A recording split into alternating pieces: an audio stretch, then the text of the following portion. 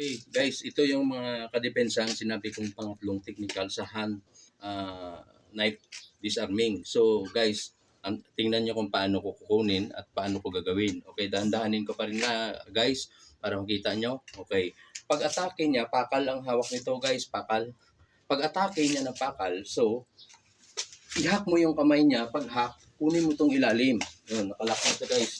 So, yan ang nakalock. So, kunin mo to, disarmahin mo to. Pag disarma, atake uli yung left hand niya. Pag atake sa left hand, kunin mo rin yan dito, guys. So, nakalock na yung dalawa.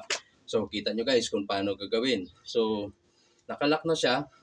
Kita nyo na kung paano gagawin. Alam nyo na. So, endorse nyo na lang sa mga tanod dyan, sa pulis. O, may may nananaksak dito eh. So, guys, nakahold na siya, oh. Nakalock. So, hindi na sa makagalaw dyan. Okay? Guys, kita nyo. Thank you and see you next time. Salamat.